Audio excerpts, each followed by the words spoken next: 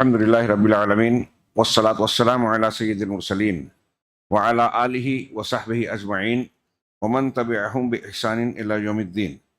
اعوذ باللہ من الشیطان الرجیم، بسم اللہ الرحمن الرحیم۔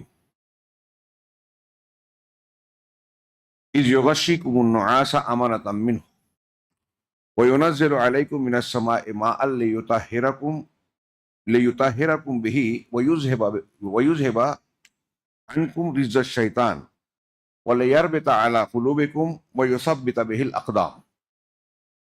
محترم حاضرین، کل کے درس میں میدان جنگ اور میدان بدر میں پہنچنے سے پہلے جب اللہ کے نبی صلی اللہ علیہ وسلم کی اطلاعات کے مطابق آپ کو یہ یقین ہو گیا کہ ایک بڑی فوج سے مٹ بھیڑ ہونی ہے، تو تذکرہ یہ ہوا تھا کہ آپ نے مخصوص صحابہ کرام سے مشورہ کیا اور بطور خاص آپ انصار کا نقطۂ نظر، جذبہ اور دیانت کے تقاضے کے مطابق ان کو حالات سے مطلع کرنا ضروری سمجھا۔ اس تناظر میں آپ نے مشورہ کیا۔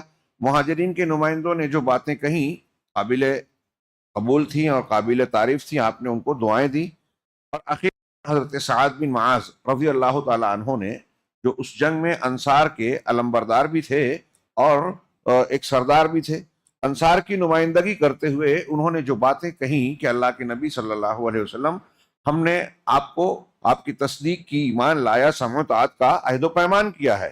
آپ جس سے چاہیں دوستی کریں، جس سے چاہیں دشمنی کریں، جس سے جڑیں چاہیں ہم جڑ جائیں گے، جس سے آپ کٹیں گے ہم کٹ جائیں گے۔ آپ اگر جو مال آپ ہمارا لیں گے وہ ہمیں وہ زیادہ پسند ہے اس مال کے مقابلے میں جو آپ چھوڑ دیں گے۔ ہاں، ہمیں اگر قتال کریں گے ہم آپ کے ساتھ ساتھ جواں مردی اور پامردی کے ساتھ ٹک کر لڑیں گے۔ ہاں، آپ اگر سمندر میں کودنے کو کہیں تو بھی کود جائیں گے۔ اس قسم کی باتیں جو حضرت سعد بن معاذ رضی اللہ تعالیٰ عنہ نے بیان کی، اور جس میں خالص مومنانہ جذبہ اور فدائیانہ اظہار تھا، اسے سن کر جناب محمد رسول اللہ صلی اللہ علیہ وسلم انتہائی خوش ہوئے اور کہا کہ اللہ کے نام سے آگے بڑھو، اللہ نے دو گروہوں میں سے مجھے ایک گروہ کا وعدہ کیا ہے۔ اب یہ وادی زفران میں یہ واقعہ پیش آیا، یہ مشاورت ہوئی، پھر وہاں سے آپ مختلف مقامات پر ہوتے ہوئے بدر کی جانب اور حنان نامی پہاڑ نما تودے کو دائیں جانب چھوڑتے ہوئے بدر کے قریب آپ نے نزول فرمایا، بدر کے قریب جا کے آپ نے پڑاؤ ڈالا، پھر اپنی فوج کو، صحابہ کرام کے گروہ کو وہاں چھوڑا، اور خود اللہ کے رسول صلی اللہ علیہ وسلم نے سیدنا ابوبکر صدیق کو ساتھ لیا، اور حالات کی خبرگیری، سراغ رسانی کہیے، جاسوسی کہیے، معاملات کی خبر لانے کے لیے آپ خود تشریف لے گئے۔ یہاں پہنچ کر رسول اللہ صلی اللہ علیہ وسلم نے، یہ رحیق المختوم کی عبارت پڑھ رہا ہوں، اپنے رفیق غار حضرت ابوبکر رضی اللہ تعالیٰ عنہ کو ہمراہ لیا اور خود فراہمی اطلاعات کے لیے نکل پڑے۔ ابھی دور ہی سے مکی لشکر کے کیمپ کا جائزہ لے رہے تھے، یعنی بہت دور تھا اور ابھی ٹھیک سمجھ میں نہیں آ رہا تھا۔ جہاں آپ کا قیام تھا، آگے حد نظر پہ ایک بڑا پہاڑی ٹیلے تھے، بدر کی وادی آپ دیکھیں گے تو پہاڑیوں کا سلسلہ نظر آئے گا ایک طریقے سے، تو اس کے پیچھے مکی لشکر تھا۔ آپ اس کا جائزہ لینا چاہتے تھے کہ وہاں ان کا محل وقوع کیا ہے، کہاں ہے، کہ ایک بوڑھا عرب مل گیا۔ ہاں، اللہ کے رسول صلی اللہ علیہ وسلم نے اس سے قریش اور محمد و اصحاب محمد کا حال دریافت کیا۔ غور کیجئے ذہانت اور پوچھنے کا انداز۔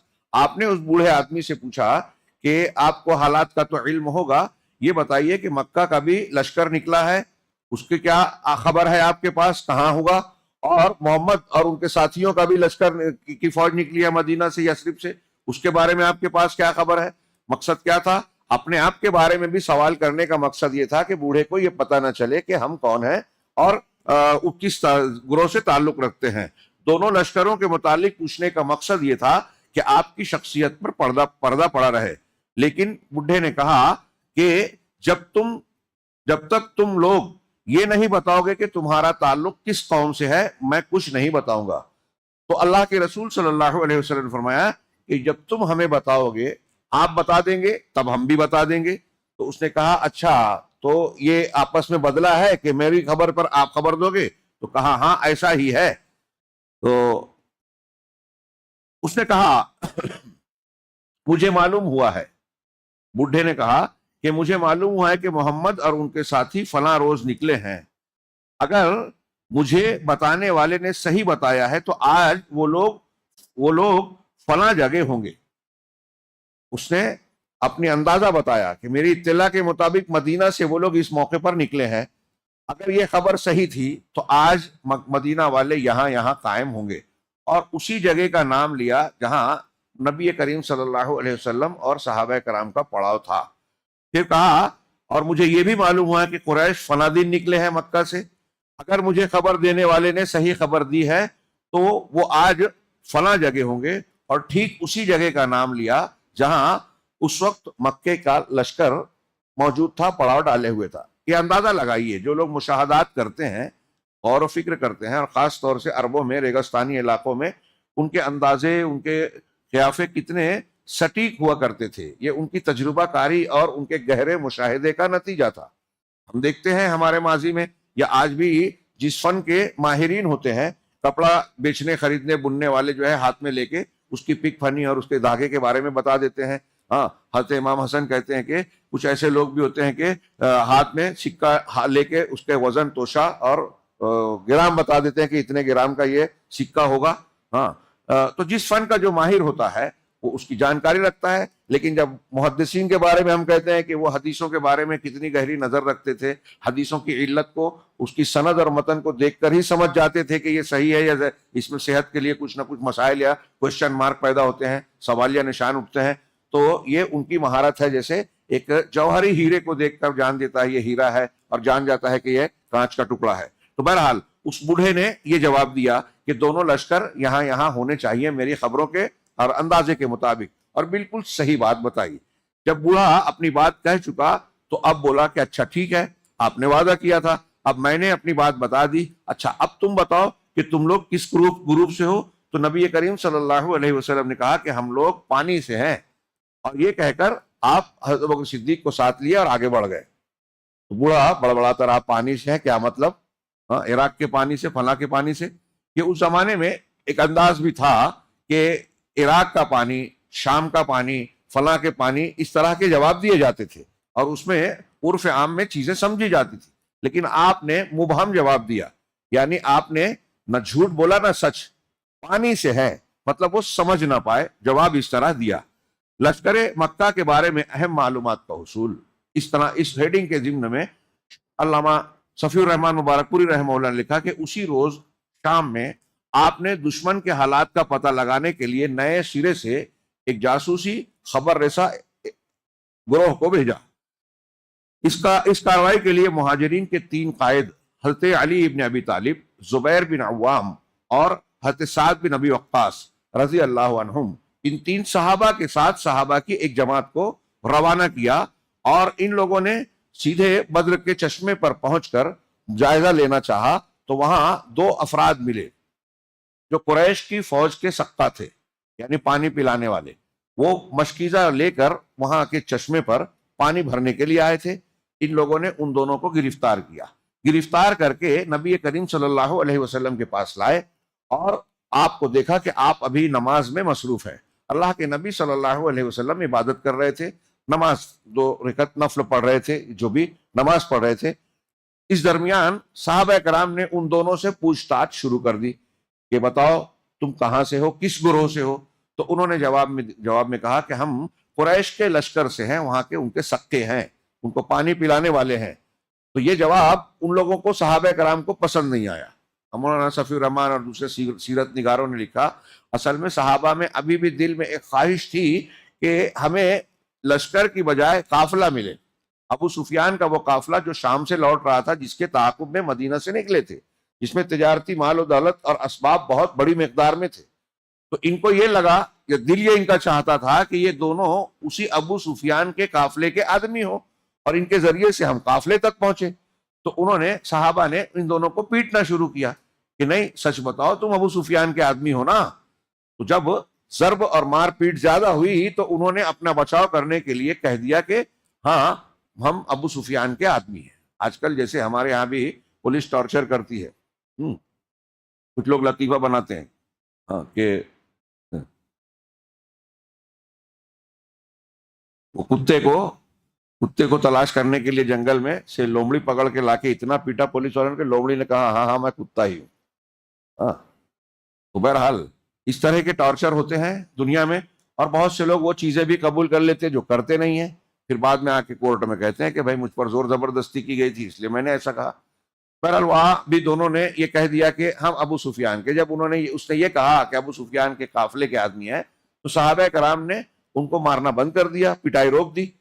इसी दरमियान जनाब मोहम्मद रसूलुल्लाह सल्लल्लाहु अलैहि वसल्लम ने नमाज से फरागत हासिल की, सलाम फेरा। हाँ, और रसूलुल्लाह सल्लल्लाहु अलैहि वसल्लम ने सहाबा की तरफ रुख करके उनको डांटते हुए कहा कि जब ये आदमी सच कह रहा था तो तुम उसको मार रहे थे, पिटाई कर दी, और जब इसने झूठ बोला, गलत बात कही, तो तुमने इसको मारना छोड़ दिया। हकीकत यह है कि ये दोनों कुरैश के ही आदमी हैं। उसके बाद आपने उन दोनों गुलामों से फरमाया, अच्छा अब मुझे कुरैश के मुतालिक तुम बताओ।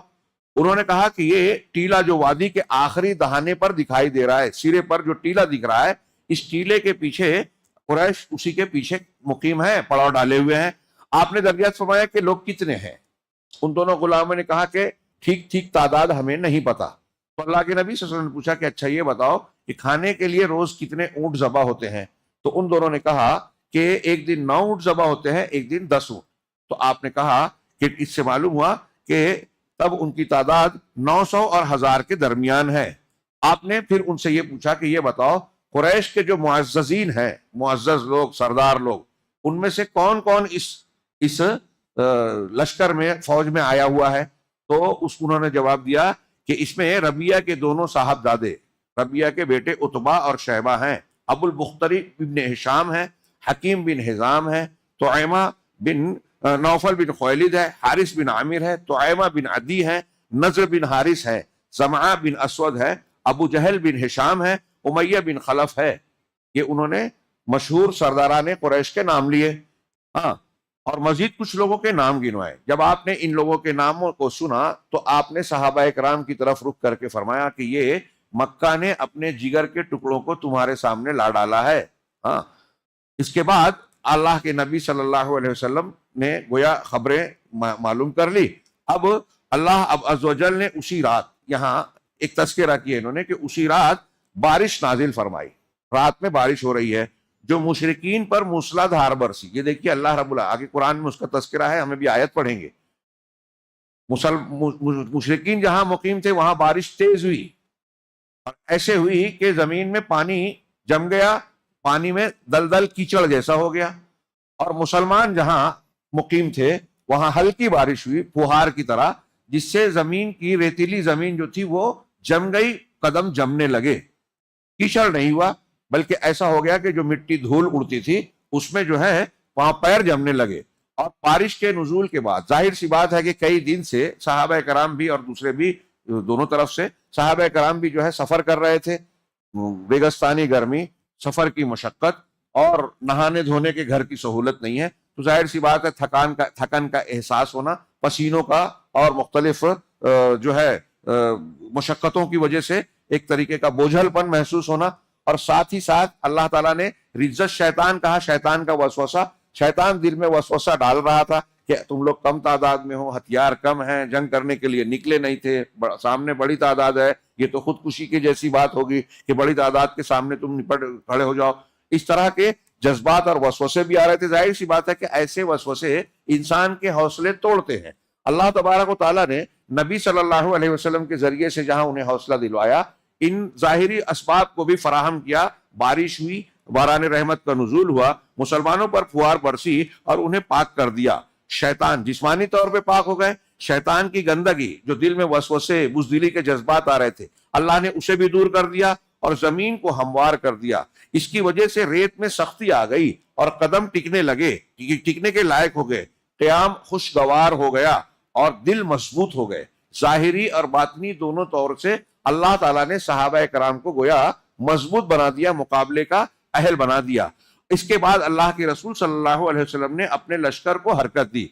अब यहाँ जो क़याम किया था बद्र से पहले ही वादी में, तो कहा कि चलो बद्र के मैदान के पास जाके पड़ाव डाला जाए ताकि मुशरिकीन से पहले बद्र के चश्मे पर पहुंच जाएं और उस पर मुशरिकीन को मुसल्लत ना होने दे। चुनांचे इशा के वक्त आपने, रात का टाइम है, इशा के वक्त आपने بدर के करीब तरीन चश्मे पर नुज़ूल फरमाया। इस पर हजरत हुबाब इब्न मुंजिर ने एक माहिर फौजी की हैसियत से दरियाफ्त किया कि अल्लाह के रसूल सल्लल्लाहु अलैहि वसल्लम, ये जो आपने क़याम किया है ये अमिन वहीन और बिराइन, रिवायत में अल्फाज है कि ये अल्लाह का हुक्म है जिससे हम रूगर्दानी नहीं कर सकते, या आपकी अपनी राय और सूझबूझ की बुनियाद पर आपने ये फैसला किया है। ये रिवायत सीरत की अक्सर किताबों में है, बाज इमाम मुस्तदरक हाकिम में भी है, हाँ, और बाज लोगों ने इसको मकबूल भी कहा, लेकिन शेख इब्न उसैमीन और बहुत सारे मुहद्दिसीन और उलमा कहते हैं कि ये रिवायत ज़ईफ है। कई सनदों से बाज बहुत ज़ईफ है। अगर ये काबिल हुज्जत और काबिल कबूल हो तो अंदाज देखिए एक सहाबी का, हाँ, क्या कह रहे हैं कि आपने जो अल्लाह के रसूल जो काम किया है ये अल्लाह के हुक्म से किया है या आपकी अपनी राय है फौजी मसलहत के तौर पर? तो आपने कहा कि नहीं, राय से किया, अपनी समझ से किया। तो आपने हजरत हुबाब ने कहा कि अगर ऐसा है तो ये राय, इससे बेहतर राय ये है कि ये महज जंगी हिम्मत अमली है। तो उन्होंने कहा कि ये मुनासिब जगह नहीं है, आप आगे तशरीफ ले चलें और कुरैश के सबसे करीब जो चश्मा हो उस पर पड़ाव डालें। सामने कुरैश के लोग हैं, बद्र के कई चश्मे हैं, तो आपने कहा कि सारे चश्मों को छोड़कर जो कुरैश से करीब तर है उस चश्मे के पास चल के हम पड़ाव डालें, और फिर क्या करेंगे, जो पीछे के चश्मे उन सबको बंद कर देंगे, और जो करीब वाला चश्मा है उसमें एक हौज नुमा बनाकर ऐसी शक्ल बना देंगे कि सिर्फ हम उससे पानी ले सकें, कुरैश का कोई आदमी आकर उससे पानी ले ना सके। आप देख रहे हैं कि इस किस्म की, मैंने बताया, इस किस्म की हिकमत अमली से बगैर लड़ाई झगड़े से भी कभी कभी दुश्मनों को कमजोर किया जा सकता है, हौसलों को तोड़ा जा सकता है। बहरहाल उनका यह मशवरा था, और मैंने बताया कि कई उलमा ने इसको ज़ईफ भी कहा है, कुछ लोगों ने, मगर आम तौर से सीरत निगारों ने इसका तज़किरा किया है और ये भी बयान किया है कि ये देखिए अल्लाह के रसूल सल्लल्लाहु अलैहि वसल्लम रसूल होते हुए भी मुख्तलिफ सहाबा के मशवरों को कबूल करते थे। और मशवरा दिया जा सकता है बहैसियत इंसान, और अल्लाह के नबी सल्लल्लाहु अलैहि वसल्लम को अल्लाह ने हुक्म भी दिया और आप मशवरे करते थे, मशवरे कबूल भी करते थे। तो फिर हम बकिया चश्मे पाट देंगे, उन्होंने कहा हजरत हुबाब ने, और अपने चश्मे पर हौज बनाकर पानी भर लेंगे। उसके बाद हम कुरैश से जंग करेंगे तो हम पानी पीते रहेंगे और उन्हें पानी ना मिलेगा। रसूलुल्लाह सल्लल्लाहु अलैहि वसल्लम फरमाए कि तुमने बहुत ठीक मशवरा दिया। इसके बाद आप लश्कर समेत उठे और कोई आधी रात गए, दुश्मन के सबसे करीब तरीन चश्मे पर पहुंचकर पड़ाव डाल दिया। फिर सहाबा कराम ने हौज बनाया और बाकी तमाम चश्मों को बंद कर दिया।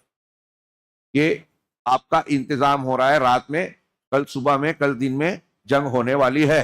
मरकज़ क़यादत, सहाबा कराम चश्मे पर पड़ाव डाल चुके, तो हज़रत साद बिन मुआज़ रज़ी अल्लाह तआला अन्हु ने तजवीज़ पेश की कि अल्लाह के रसूल सल्लल्लाहु अलैहि वसल्लम, आपके लिए एक मरकज़ क़यादत का तामीर होना बेहतर है।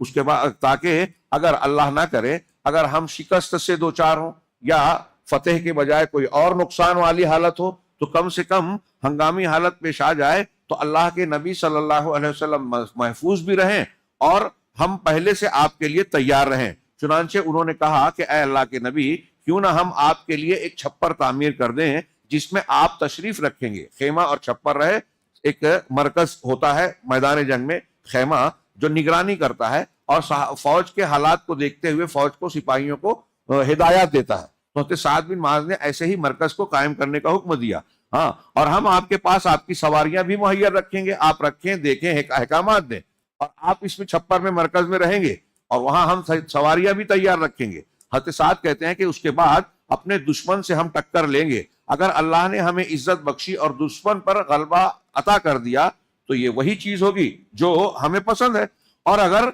दूसरी सूरत पेश आ गई, फतेह की बजाय कोई नुकसान का माहौल हो गया, तो आप सवारी पर सवार होकर, जो पहले से तैयार होगी, आप सवारी पर सवार होकर हमारी कौम के उन लोगों के पास चले जाएंगे जो पीछे रह गए हैं। हज़रत साद कहते हैं कि दर हकीकत आपके पीछे अल्लाह के नबी ऐसे लोग रह गए हैं कि हम आपकी मोहब्बत में उनसे बढ़कर नहीं। ये तरीका देखिए हज़रत साद का, जो मदीना में जो सहाबा रह गए थे, जिनको ये अंदाजा नहीं था कि जंग होने वाली है, उनके बारे में कह रहे हैं कि वो जो सहाबा हैं, हम जिस तरह अल्लाह के रसूल सल्लल्लाहु अलैहि वसल्लम आपसे मोहब्बत करते हैं उससे कुछ कम नहीं करते, बल्कि बढ़कर करते हैं आपसे मोहब्बत। तो अगर हमें कुछ हो गया तो कोई बात नहीं, आप उनसे जाकर मिल जाइए, वो आपके साथ होंगे।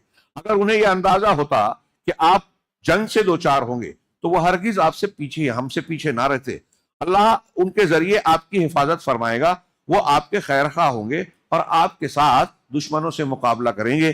اس پر رسول اللہ صلی اللہ علیہ وسلم نے ان کی تعریف فرمائی اور ان کے لیے دعائے خیر کی۔ یہ بھی دیکھیے ایک رائے تھی، آپ نے اسے قبول کیا اور مسلمانوں نے میدان جنگ کے شمال مشرق میں ایک اونچے ٹیلے پر ایک چھپر بنا دیا جہاں سے پورا میدان جنگ دکھائی پڑتا تھا۔ پھر آپ کے اس مرکز قیادت کی نگرانی کے لیے حضرت سعد بن معاذ جنہوں نے مشورہ دیا تھا، انہی کی قیادت میں صحابہ کی ایک جماعت انصاری نوجوانوں پر ایک دستے کو منتخب کر کے ان کو مقرر کر دیا گیا۔ اب اس کے بعد نبی کریم صلی اللہ علیہ وسلم لشکر کی ترتیب دے رہے ہیں۔ اس کے بعد اللہ کے رسول صلی اللہ علیہ وسلم نے لشکر کی ترتیب فرمائی اور میدان جنگ میں تشریف لے گئے۔ وہاں آپ اپنے ہاتھ سے اشارہ فرماتے جا رہے تھے کہ کل یہ کل فلاں کی قتل گاہ ہے، یہاں کل فلاں مارا جائے گا، ھذا مصرع فلان انشاءاللہ۔ بخاری وغیرہ میں ہے یہ کہ آپ نے جگہ کا متعین کر کے بتایا کہ یہ انشاءاللہ کل یہاں فلاں مارا جائے گا، یہاں فلاں مارا جائے گا، یہاں فلاں مارا جائے گا۔ اور آپ نے رات میں جس کی جگہ بتائی تھی کہ ابو جہل یہاں مرے گا، عتبہ یہاں مرے گا، شیبہ یہاں مرے گا، تو جس کی جگہ جہاں بتائی تھی اس دوسرے دن وہ وہیں مرا۔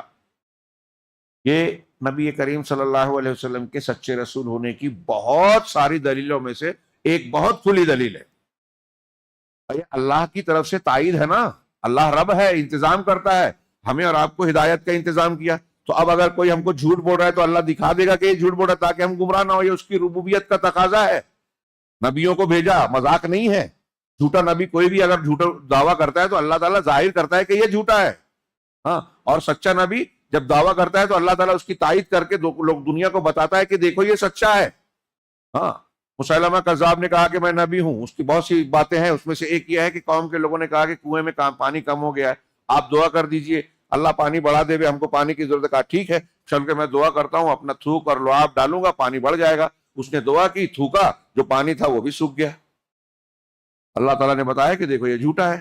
مرزا غلام احمد قادیانی کہا محمدی بیگم سے میری شادی ہوگی، مولانا ثناء اللہ اور دوسرے علماء نے مل کے اس کی شادی جس سے لگی تھی فوجی سے اس سے کروا دی، اور پھر کہا کہ مرزا صاحب آپ کی بیوی کی شادی تو دوسرے سے ہو گئی، آپ کی بیوی اس کی شادی دوسرے سے ہو گئی۔ بولا آسمان پہ ہوئی ہے۔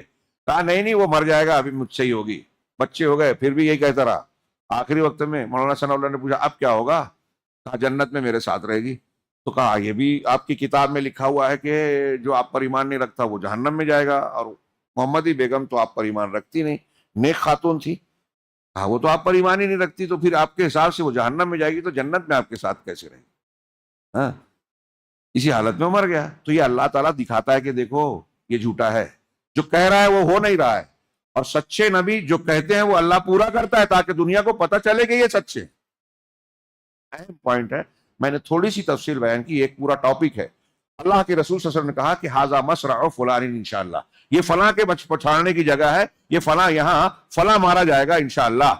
اس کے بعد رسول اللہ صلی اللہ علیہ وسلم نے، یہ صحیح مسلم میں حضرت انس سے روایت ہے جو میں نے بھی بیان کیا، آپ نے بتایا، اس کے بعد رسول اللہ صلی اللہ علیہ وسلم نے وہیں ایک درخت کی جڑ کے پاس رات گزاری، اور مسلمانوں نے بھی پرسکون نفس اور تابناک افق کے ساتھ رات گزاری۔ ان کے دل اعتماد سے پر تھے اور انہوں نے راحت و سکون سے اپنا حصہ حاصل کیا۔ انہیں یہ توقع تھی کہ صبح اپنی آنکھوں سے رب کی بشارتیں دیکھیں گے۔ آپ غور کیجئے، 313 جب نکلے تھے قافلے کے لیے، راستے میں جب پتہ چلا مٹ بھیڑ ہونے والی ہے تو مسلمانوں کا ایک فریق جو ہے دہشت زدہ ہو گیا، کانپ اٹھا کہ ہمارے پاس ہتھیار نہیں ہے، تعداد نہیں ہے، جنگ کے لیے نکلے نہیں تھے، سامنے جو لشکر آ رہا ہے وہ بہت بڑا ہے، بڑی تیاری سے ہے۔ لیکن بعد میں اب یہ حالت ہے کہ شب جنگ ہے، کل صبح جنگ ہونی ہے، سامنے 1000 کا لشکر جرار ہے اور ہتھیاروں سے لیس ہے، ہماری تعداد صرف 313 ہے، اور گھوڑے صرف 2 ہیں، ہتھیار کم ہیں، تلواروں کی تعداد بھی حتی الامکان نہیں ہے، تیر بھی بہت زیادہ مقدار میں تعداد میں نہیں ہے۔ ان سب حالات کے باوجود آپ سوچئے کہ ایک آدمی کو، اگر آپ کو ہم کو پتہ چلے کہ کل اس طرح کا مقابلہ ہے تو رات میں نیند آئے گی کیا؟ سکون ملے گا کیا؟ یہ اللہ رب العالمین کا احسان و کرم ہوا، صحابہ کرام کے ایمان کا استحکام، ایمان کی مضبوطی اور اعلیٰ درجہ تھا کہ انہیں یقین تھا کہ اللہ نے جب وعدہ کیا ہے، اور رسول اللہ صلی اللہ علیہ وسلم جب ہم سے وعدہ کر رہے ہیں کہ ہمیں فتح ملے گی، یہاں فلاں فلاں فلاں مارا جائے گا، اور زفران سے چلتے ہوئے کہا تھا نا کہ اللہ نے مجھ سے قرآن کی آیت میں اذ یعدکم احدی الطائفتین، ہاں، جب اللہ دو گروہوں میں سے ایک کا وعدہ کر رہا تھا تو ان وعدوں پر صحابہ کو یقین ہوا. اب رات میں آپ دیکھ رہے ہیں کہ کل جنگ ہونی ہے اور ایسے حالات ہیں، ایسے میں صحابہ کرام آرام سے سو رہے ہیں، سکون اور اطمینان حاصل کر رہے ہیں. یہ کوئی معمولی بات نہیں ہے، یہ خود اللہ کا ایک احسان تھا جو خصوصی طور سے شب بدر صحابہ کرام شرکائے بدر پر اللہ نے نازل کی، اور اس کا ذکر قرآن میں اپنی نعمت کے طور پر کیا. سورۃ الانفال کی آیت جو میں نے شروع میں پڑھی تھی، اِذْ يُغَشِّيكُمُ النُّعَاسَ أَمَنَةً مِّنْهُ، جب اللہ تبارک و تعالیٰ اپنی طرف سے امن اور بے خوفی کی نیند تم پر طاری کر رہا تھا. نعاس اونگ نیند کو کہتے ہیں، بے خوفی کی نیند، یعنی اطمینان تھا آپ کو، تبھی تو نیند آ رہی تھی. تو اللہ تعالیٰ اپنی جانب سے تم پر امن اور سکون کی، بے خوفی کی نیند طاری کر رہا تھا. وَيُنَزِّلُ عَلَيْكُم مِّنَ السَّمَاءِ مَاءً، اور تم پر آسمان سے پانی برسا رہا تھا، بارش ہوئی جیسا کہ ابھی تذکرہ ہوا. ہاں، تاکہ کیوں پانی برسایا؟ لِيُطَهِّرَكُم بِهِ، تاکہ اس کے ذریعے سے تم کو پاک صاف کر دے وے. جسمانی اعتبار سے جو تھکن ہے، بوجھل پن ہے، پسینہ ہے، ہاں، وہ سب صاف ہو جائے، نہا دھو لو تو جسمانی اعتبار سے نشیط ہو گئے، ہاں، سرگرم ہو گئے، مطلب چستی آ گئی. اور وہ لیتا ہے وَيُذْهِبَ عَنْكُمْ رِجْزَ الشَّيْطَانِ، اور تمہارے دل سے شیطان کی گندگی کو، یعنی جو دل میں وسوسہ ڈال رہا تھا کم ہو، خودکشی ہے، ایسا نہیں ہو جائے، یہ تو تم اپنے آپ کو موت کے منہ میں دھکیل رہے ہو، یہ جو جذبے وسوسے آ رہے ہیں یہ بزدلی پیدا کر رہے ہیں. ان وسوسوں کو اللہ نے اس بارش کے پانی کی برکت سے دور کیا، ان کے دل کو مضبوطی دی. وَلِيَرْبِطَ عَلَىٰ قُلُوبِكُمْ، اور تاکہ اور تمہارے دل کو مضبوط کر دے. وَلِيُثَبِّتَ بِهِ الْأَقْدَامَ، اور اس کے ذریعے سے تمہارے قدم جما دے. جب بارش کے پانی سے مٹی جم گئی، ریت جم گئی تو قدم بھی جم. دیکھیے وہاں کہا کہ جسم کو پاک صاف کر لو، نہا دھو لو، تازہ ہو جاؤ گے، اور تمہارے دل میں مضبوطی اور خیالات وسوسے دور ہو جائیں گے. دوسری بات، تمہارے دل مضبوط کر دے اور قدم جما دے، اندر سے بھی مضبوطی اور باہر سے بھی مضبوطی. کسی جنگ کو جیتنے کے لیے، دشمن کا مقابلہ کرنے کے لیے یہ دونوں چیزیں ہونی چاہیے. ہمارے اندر بھی حوصلہ ہونا چاہیے اور باہر بھی بہادری کا جوہر آنا چاہیے، دکھانا چاہیے. یہ جو رات ہے جس میں یہ واقعہ ہو رہا ہے، یہ جمعہ 17 رمضان کی 17ویں تاریخ بن رہی ہے، جمعہ کی رات تھی. ہاں، 2 ہجری سن 2 ہجری، اللہ کے رسول کی ہجرت کا دوسرا سال. اسی میں رمضان کے روزے بھی فرض ہوئے تھے، پہلا ہی سال تھا. ہاں، اور آپ اس مہینے کی 8 یا 12 تاریخ کو مدینہ سے نکلے تھے، 8 یا 12 کو نکلے تھے، اور 17 تاریخ کی رات میں یہ واقعات اور معاملات ہو رہے ہیں. یہاں آج کے درس میں جیسے ہم یہاں کا لشکر دیکھے ہیں، تھوڑا سا یہ بھی دیکھ لیں کہ مکہ کی طرف کیا، مکی لشکر کا کیا معاملہ تھا. ہاں، دوسری طرف قریش نے وادی کے دہانے کے باہر اپنے کیمپ میں رات گزاری اور صبح اپنے تمام دستوں سمیت ٹیلے سے اتر کر بدر کی جانب روانہ ہوئے. ایک گروہ رسول اللہ صلی اللہ علیہ وسلم کے حوض کی جانب بڑھا. آپ نے فرمایا انہیں چھوڑ دو. یہاں شیخ صفی الرحمان صاحب نے ایک عمومی بات درج کی ہے کہ مگر ان میں سے جس نے بھی پانی پیا وہ اس جنگ میں مارا گیا. بعد میں جو بھی پانی اس حوض سے پینے گیا، ہاں، سب مارے گئے، صرف حکیم بن حزام باقی بچا. یہ بھی صحابی ہیں، بعد میں ایمان لائے، جو بعد میں مسلمان ہوئے اور بہت اچھے مسلمان ہوئے. حکیم بن حزام رضی اللہ تعالیٰ عنہ، ان کا دستور تھا کہ جب وہ بات چیت میں کبھی قسم کھانی ہوتی تھی تو حضرت حکیم بن حزام رضی اللہ تعالیٰ عنہ کی قسم یہ تھی، لا والذی نجانی من یوم بدر، نہیں، اللہ کی قسم، اس اللہ کی قسم، اس ذات کی قسم جس نے بدر کے دن سے مجھے بچا لیا. میں بدر میں کافروں کی طرف سے گیا تھا لیکن اللہ نے مجھے بچا لیا اور بعد میں اسلام کی توفیق دے دی، میں بچ گیا.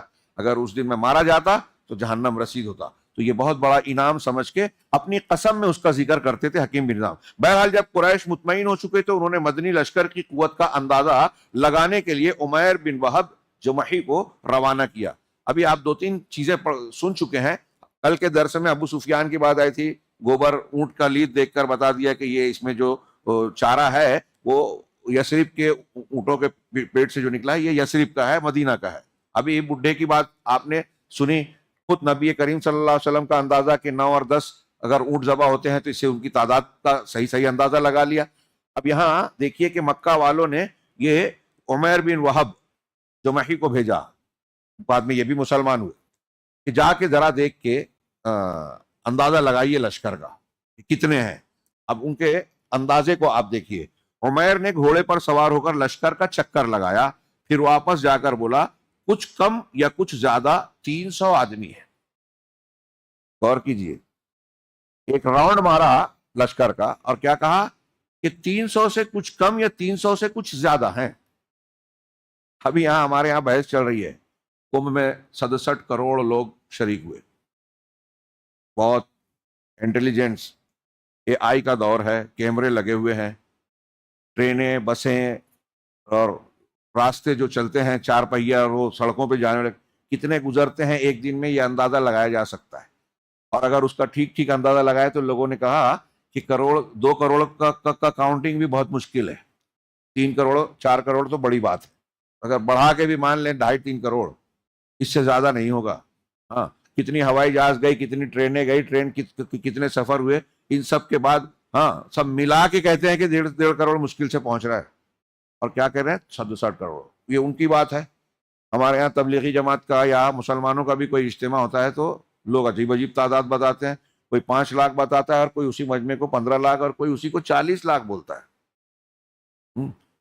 یہ ہمارے یہاں کے اندازے ہیں، آپ اندازہ لگائیے کہ یہ اندازے کیسے ہوتے ہیں۔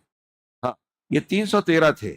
ایک راؤنڈ گھومنے کے بعد اس وقت کا ایک مشرک کہہ رہا ہے کہ یہ قوم جو ہے ان کی تعداد 300 سے کچھ کم یا زیادہ ہے، لیکن ذرا ٹھہرو۔ اب اس نے پھر کہا جواب دینے کے بعد کہ ابھی میں نے جو جائزہ لیا ہے تو اس لشکر کو دیکھا ہے، تھوڑا دور دراز بھی دیکھ لوں کہ کہیں ان کے کچھ لوگ چھپے چھپائے تو نہیں ہے کمین گاہوں میں، ہاں ذرا ٹھہرو میں دیکھ لوں ان کی کوئی کمین گاہ یا کمک تو نہیں چھپ کے بیٹھی ہے۔ اس کے بعد وہ وادی میں گھوڑا دوڑاتا ہوا دور تک نکل گیا۔ اب ان کی اس کا جائزہ اور اس کے بعد اس کا تبصرہ سنیے۔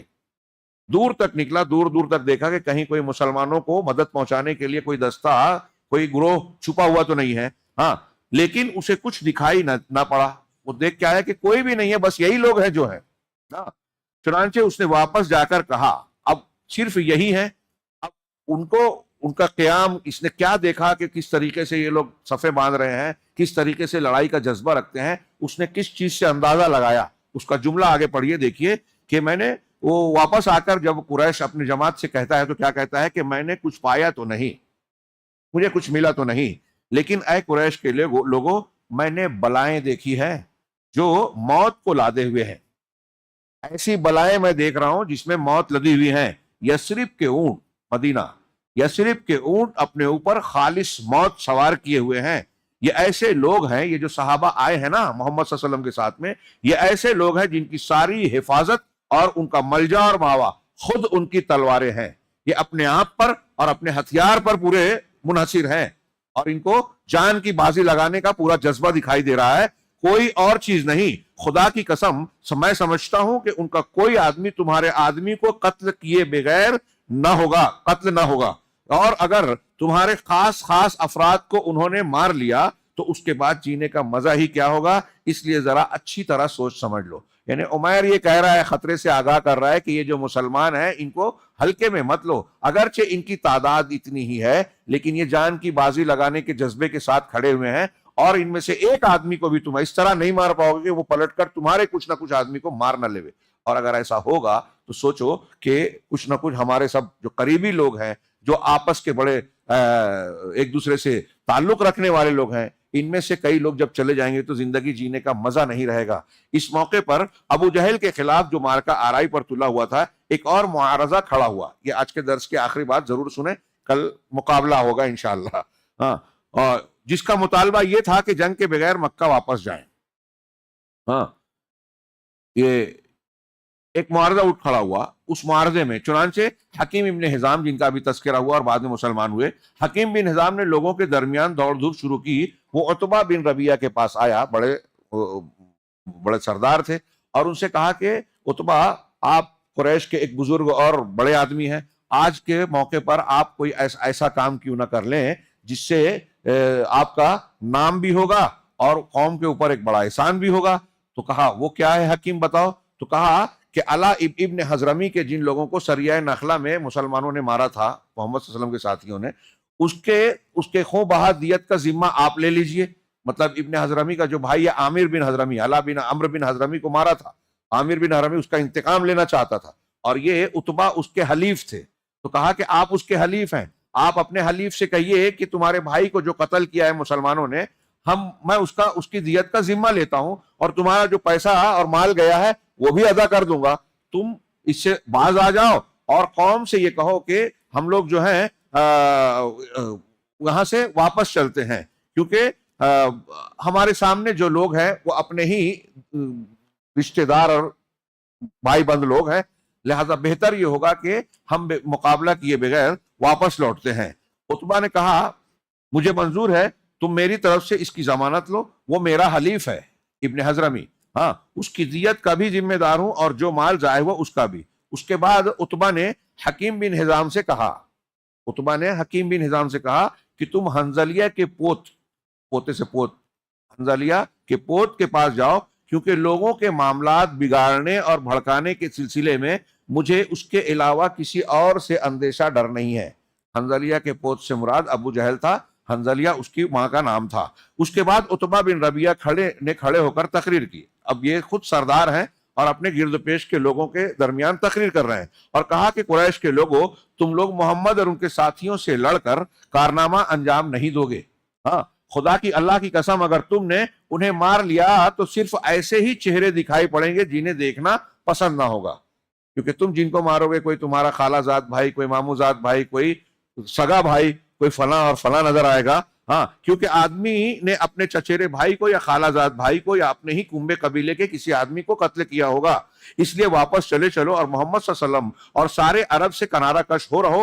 اگر عرب نے انہیں مار لیا تو یہ وہی چیز ہوگی جسے تم چاہتے ہو، اور اگر دوسری صورت پیش آئی تو محمد صلی اللہ علیہ وسلم تمہیں اس حالت میں پائیں گے کہ تم نے ان کے ساتھ وہ سلوک نہیں کیا جو کرنا چاہتے تھے، یعنی برا سلوک نہیں کیا۔ اگر ان کو غلبہ مل گیا تو وہ تمہارے ساتھ، جب تم نے ان کے ساتھ برائی نہیں کی تو وہ بھی تمہارے ساتھ اچھا کریں گے۔ ادھر یہ معاملہ انہوں نے تقریر کی، حکیم بن حزام ابو جہل کے پاس پہنچا تو ابو جہل اپنی زرہ درست کر رہا تھا۔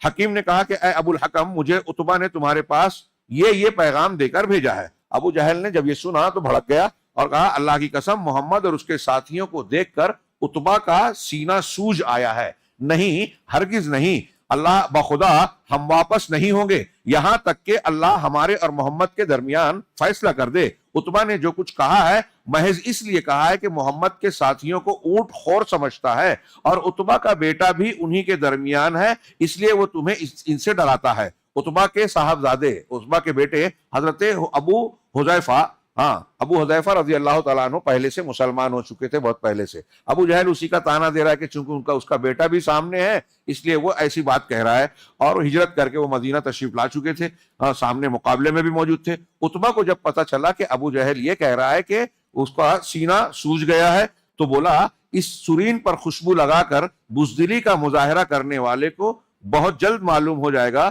کہ کس کا سینہ سوجا ہے۔ گالی طریقہ تھا، اس کو گھٹیا انداز میں اس کا ذکر کر کے کہا کہ اس کو عنقریب معلوم ہو جائے گا کہ کس کا سینہ سوج آیا ہے، میرا یا اس کا۔ ادھر ابو جہل نے اس خوف سے کہ کہیں یہ معارضہ طول نہ پکڑ لے، یعنی اب عتبہ نے کہا ہے، حکیم بن حزام نے کہا اگر یہ چیز لوگوں میں پھیل گئی اور کچھ لوگ تیار ہو گئے واپس جانے کے لیے تو میرا جو مقصد ہے، منصوبہ ہے، وہ ناکام ہوگا۔ تو اس نے دوڑ کر عامر بن حضرمی کے پاس پہنچ کر اس کو جوش دلایا اور کہا کہ سریہ عبداللہ بن جہش میں تمہارے جو بھائی عمرو بن حضرمی کو قتل کیا گیا تھا، دیکھو یہ تمہارا حلیف جو عتبہ ہے یہ منہ پھیرنا چاہتا ہے اور بزدلی دے کر تم کو انتقام سے باز رہنے کی کوشش کر رہا ہے، حالانکہ تم اپنا انتقام اپنی آنکھ سے دیکھ چکے ہو، لہٰذا اٹھو اور اپنی مظلومیت کی دہائی دو، قوم کو گرماؤ، لوگوں کو جوش دلاؤ۔ چنانچہ اس پر عامر اٹھا اور اپنے پیچھے کا حصہ سرین کا کپڑا اٹھایا اور تیز چیخنے چلانے لگا، واہ امرا، واہ امرا، ہائے امر، ہائے امر۔ اس پر اس دور میں جو ایک طریقہ کار تھا، ان کی قوم اور قبیلے کے لوگ جو جوش میں آ گئے، گرم ہو گئی اور ان کا ارادہ جنگ پختہ ہو گیا، اور عتبہ نے جس سوجھ بوجھ کی دعوت دی تھی، حکیم ابن حزام نے جو کوششیں کی تھی، سب پر پانی پھر گیا اور اب مقابلے کا بالکل معاملہ طے ہو گیا۔ اب دونوں لشکر آمنے سامنے آ رہے ہیں۔ بہرحال جب مشرکین کا لشکر نمودار ہوا اور دونوں فوجیں ایک دوسرے کو دکھائی دینے لگیں تو رسول اللہ صلی اللہ علیہ وسلم نے فرمایا، اے اللہ، اب یہ اللہ کے رسول کے کلمات دیکھیے، اے اللہ، یہ قریش ہے جو اپنے پورے غرور اور تکبر کے ساتھ تیری مخالفت کرتے ہوئے تیرے رسول کو جھٹلاتے ہوئے آ گئے ہیں، اے اللہ تیری مدد، میں جس کا تو نے وعدہ کیا ہے، اے اللہ آج انہیں اینٹ کر رکھ دے۔ نبی بھی اللہ سے مانگ رہے ہیں، مطلب نبی بھی محتاج ہے، مطلب نبی بھی وہ طاقت نہیں رکھتے جو اللہ رکھتا ہے۔ یہ توحید کی کتنی واضح دلیل ہے، آگے ہم اس پر تھوڑی گفتگو کریں گے۔ نہیں، رسول اللہ صلی اللہ علیہ وسلم نے عتبہ بن ربیعہ کے ایک سرخ اونٹ پر دیکھ کر فرمایا، عتبہ سرخ اونٹ پر سوار تھا، سرخ اونٹ آج بھی بہت قیمتی مانا جاتا ہے۔ ہاں، 2005 میں نے وہاں کے ایک بدو سے پوچھا تھا کہ ابھی اس کی کتنی قیمت، کہا کہ 6-7 لاکھ ریال کا ایک ہوتا ہے لال اونٹ۔ بہرحال وہ اس پہ سوار تھا، آپ نے دیکھ کر فرمایا کہ اگر قوم میں سے کسی کے پاس خیر ہے تو سرخ اونٹ والے کے پاس ہے، اسی نے کوشش کی تھی کہ واپس لوٹ جاؤ۔ ہاں، اگر لوگوں نے اس کی بات مان لی تو صحیح راہ پائیں گے۔ اس موقع پر رسول اللہ صلی اللہ علیہ وسلم نے مسلمانوں کی صفیں درست فرمائی۔ صف کی درستگی کے دوران ایک عجیب واقعہ پیش آیا۔ آپ کے ہاتھ میں ایک تیر تھا جس کے ذریعے آپ صف سیدھی فرما رہے تھے۔ سواد بن غزیہ ایک صحابی تھے، ہاں، ان کے پیٹ پر جو آگے نکلے ہوئے تھے صف سے، اللہ کے رسول صلی اللہ علیہ وسلم ان کے پیٹ پر وہ تیر رکھا اور کہا کہ سواد برابر ہو جاؤ، لائن میں آ جاؤ۔ تیر کا دباؤ ڈالتے ہوئے فرمایا سواد برابر ہو جاؤ۔ سواد نے کہا اے اللہ کے رسول صلی اللہ علیہ وسلم، آپ نے مجھے تکلیف پہنچا دی، یہ تیر سے آپ نے مجھے تکلیف دی، اس کا بدلہ دیجئے۔ آپ نے اپنا پیٹ کھول دیا اور فرمایا بدلہ لے لو۔ دیکھیے ان کا مطالبہ اور آپ کا فوراً جواب۔ ہاں، ہمارے یہاں کیا ہوگا؟ ہاں، سواد آپ سے چمٹ گئے جب آپ نے اپنا پیٹ کھولا اور کہا اپنا بدلہ لو، تو صحابی رسول آپ کے جسم سے چمٹ گئے اور آپ کے پیٹ کو بوسہ دینے لگے۔ آپ نے فرمایا کہ سواد، اس حرکت پر تمہیں کس بات نے آمادہ کیا، یہ تم کیا کر رہے ہو؟ تو حضرت سواد نے کہا کہ اللہ کے رسول، صورتحال جو ہے آپ دیکھ رہے ہیں کہ کیا ہو، کل کہہ نہیں سکتے کہ جب مقابلہ ہوگا، مقابلہ ہونے والا ہے ابھی کچھ دیر میں، تو کیا واقعہ پیش آ جائے، ہم رہیں نہ رہیں، تو ہو سکتا ہے کہ موقع نہ ملے۔ اس لیے میں نے یہ سوچا کہ اس موقع پر آخری معاملہ یہ ہو کہ آپ کے جسم سے میرا جسم، آپ کی جلد سے میری جلد مس ہو جائے تاکہ مجھے برکت حاصل ہو۔ اللہ کے رسول صلی اللہ علیہ وسلم نے یہ سن کر ان کو برکت کی دعائیں دی۔ پھر صفیں درست کی جا چکی تو آپ نے لشکر کو ہدایت کی کہ جب تک اسے آپ کے آخری احکام موصول نہ ہو جائے، صف بنائی جا رہی ہے، اس طرح بنایا جا رہا ہے، لیکن اس وقت تک آپ کی طرف سے کوئی حرکت نہیں ہونی چاہیے، کوئی اقدام نہیں ہونی چاہیے جب تک اللہ کے رسول صلی اللہ علیہ وسلم کی طرف سے آپ کو اشارہ اور حکم نہ ملے۔ اس کے بعد طریقہ جنگ کے بارے میں ایک خصوصی رہنمائی فرماتے ہوئے ارشاد فرمایا کہ جب مشرکین جمگھٹ بنا کر تم پر ٹوٹ پڑے، گروہ کے ساتھ تمہارے قریب آ جائیں تو ان پر تیر چلانا، دور ہی دور رہے تو تیر نہیں چلانا، اپنے تیر بچانے کی کوشش کرنا۔ یہ حدیث میں ہے، مطلب یہ کہ دور ہے بلا وجہ تیر برسانے شروع کر دو تو تیر ضائع ہوں گے۔ ہاں، جب تیر کام آنے کے رینج میں یہ لوگ آئیں گے تبھی تم اس کا استعمال کرنا، یعنی پہلے ہی فضول تیر اندازی کر کے تیروں کو ضائع نہ کرنا، اور جب تک وہ تم پر چھا نہ جائیں تلوار نہ کھینچنا۔